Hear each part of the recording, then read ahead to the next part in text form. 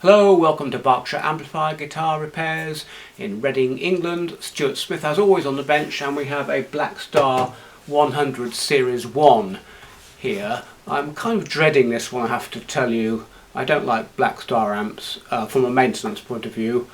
I'm not a player, so I can't really say too much about what they sound like, and I know this is going to be crammed full of printed circuit boards, interboard connectors, chips, computers to do the MIDI interface, all this kind of stuff. Very complicated amp, loads of controls on the front, and it's got a very nasty problem too. Apparently sometimes when he selects overdrive 1 it just drops out. It works sometimes it doesn't, sometimes it'll work for days, sometimes it will go wrong every half an hour. So we've got ourselves a nasty intermittent relay switching problem or something here. Anyway, I'm not going to bother to try to duplicate the fault. I'm going to take the chassis out straight away and get it up on the bench, and then we can see if we can get the fault to happen and then see if we can fix it. So wish me luck on this one. Well, here we are inside this Blackstar, and of course my immediate thought is yuck. We've got all these printed circuit boards everywhere, one along the front, look. The back, I'm sorry. This is all controllable by MIDI, so it's got computer chips on it. Considering this has got 4 EL34s in it, I have no idea what this lot's doing. Great big power transistors mounted on these heat sinks, no idea. Right, it's a real mystery, that is. We've got 100 watts of valve power here, so what the hell's all this lot?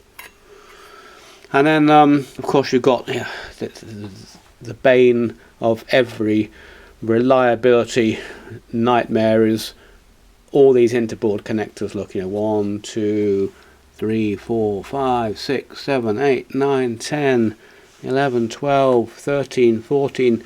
It's just like the Marshall JVMs with their dozens and dozens and dozens of connections, any one of which goes wrong and you're in trouble. Then we have another board here with the power valves on, and this is some sort of power supply section over here. Not quite sure what's going on there, and well, there you go. So all in all, let's see if we can kind of get this to fall over. I haven't managed to get it to fall over so far, and until it does so, we're going to struggle to find this problem. Intermittent problems like this are, as you know, very, very difficult to fix. Anyway, let's power it up with it upside down now and see if we can get it to get that overdrive 1 channel to drop out. Well, I put it into overdrive 1, had a good old tap around the board with my magic board tapping chopstick, and it was all pretty solid, and then I picked it up at this end and dropped it from about 1 inch just to give it a real bang, and the overdrive light went out, which is absolutely amazing.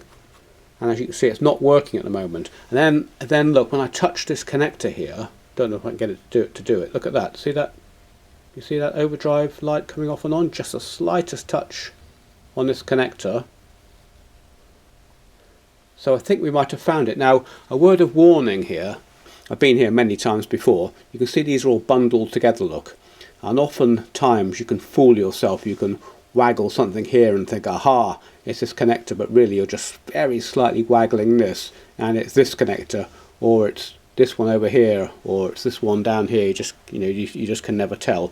So I'm going to carefully cut that cable tie and see if I can isolate it. It does seem to be disconnected to me, because the slightest touch on there, look, just the tiniest touch, and that's coming and going.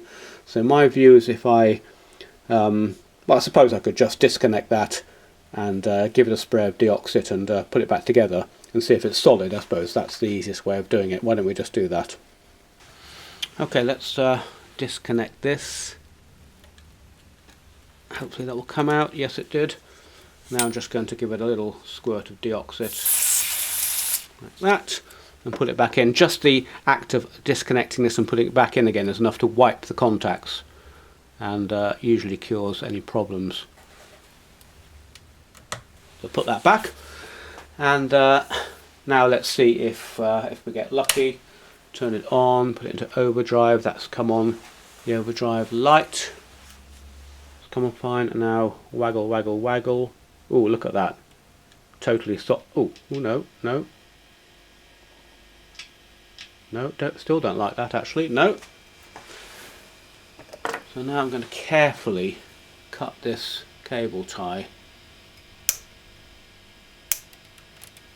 and remove it. So is it this? It could be any one of these boards. Is it this connector? Doesn't seem to be. Is it these screen leads here?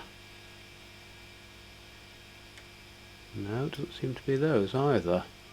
Is it this one still? Certainly a lot better.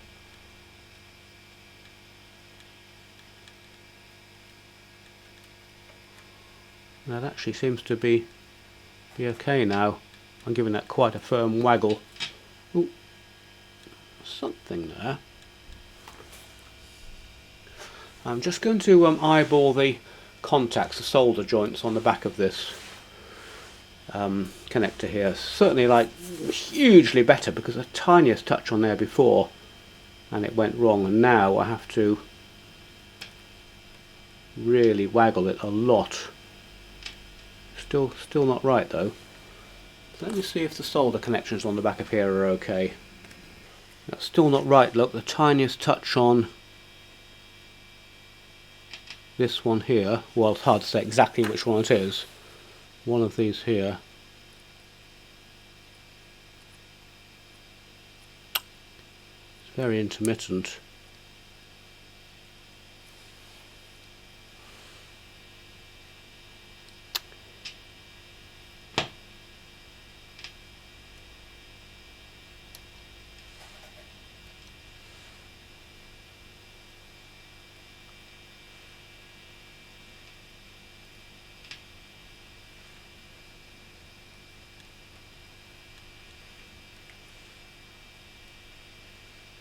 Hard to find out which one it is here. It seemed to be amenable to this one. Oh, it's this one I think. Yes, this wire here. Yeah, good, got it. This end wire here. Okay, good. So I might need to tighten that up a bit somehow. I'm not quite sure how that's... Let's take that socket out again and have another look. If push comes to shove, we can cut this wire off and solder it on the back there. I'm just going to try once more with some spray and also give it a little bit of mechanical assistance here. The old toothbrush.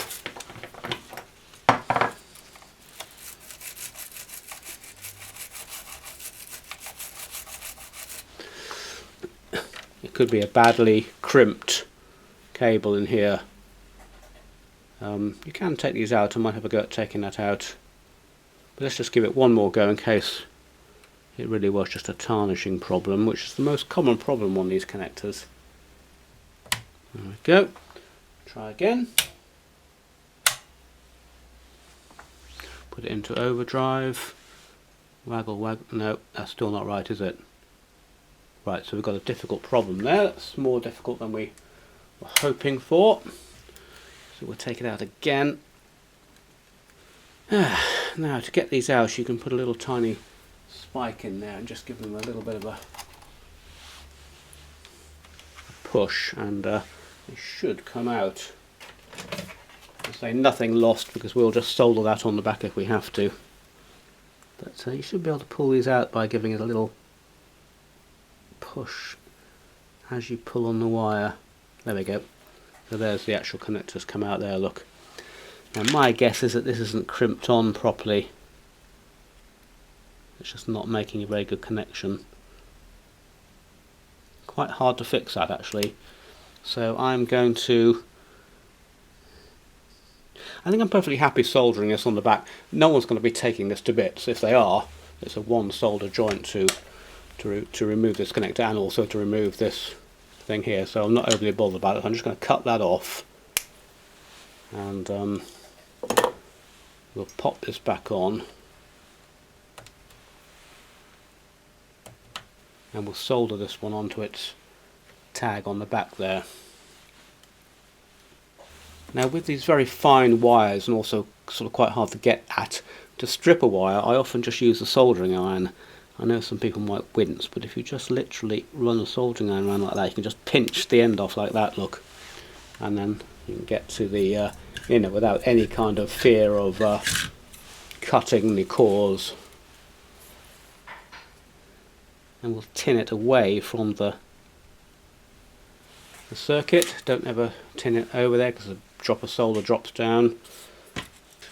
Right, I'm just going to solder this on the back of here, and hopefully that might have cured it.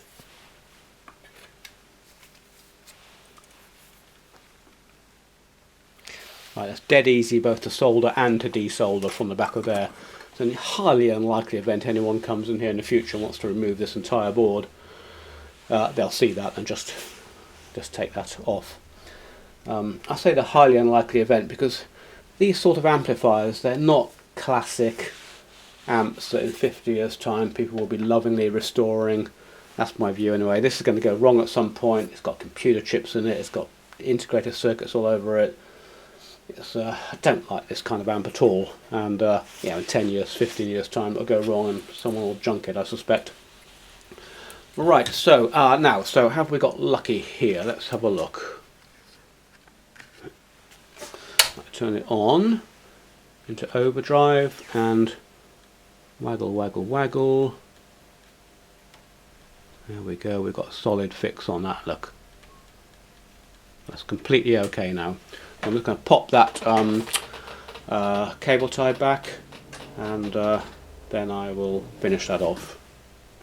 Right, we'll put this cable tie back, and I have to tell you we got a bit lucky there, because this sort of problem you can spend many hours on. A highly intermittent problem whereby the slightest tap on the board causes it to come, tap it goes, tap over here it comes and goes, over here it doesn't seem to be so bad.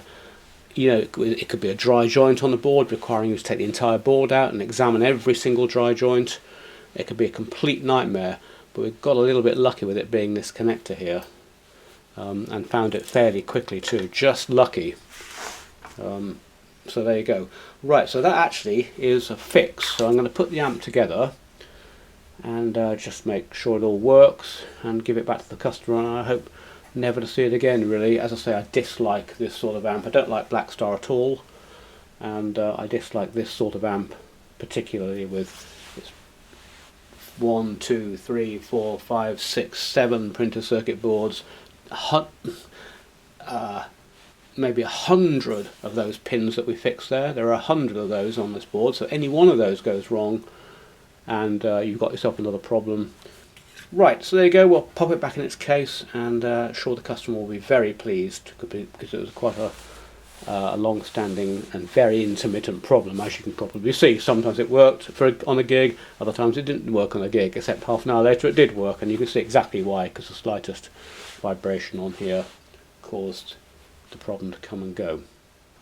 And just for your interest, I've had a count up, and there are 150 connections on these interboard connectors here. 150. Any one of them goes wrong and you have an issue which needs finding, and they will go wrong because they are, as you saw, a 50th of a penny pieces of metal touching a 50th of a penny pins, and they'll get corroded, they'll go intermittent, they'll go faulty, and that's just one of the things that can go wrong with this amp. Anything else could go wrong with it. So in my view, this is a highly unreliable amp. I certainly wouldn't want to own it. Great when it works, I suppose, but when it goes wrong, you're in for a ton of money. Well, my instinct on this amp was right when I took it apart. Printed circuit boards, loads of chips, loads of interboard connectors, and I have to say I got very lucky finding it so quickly with that interboard connector, and we were able also to do quite an easy fix.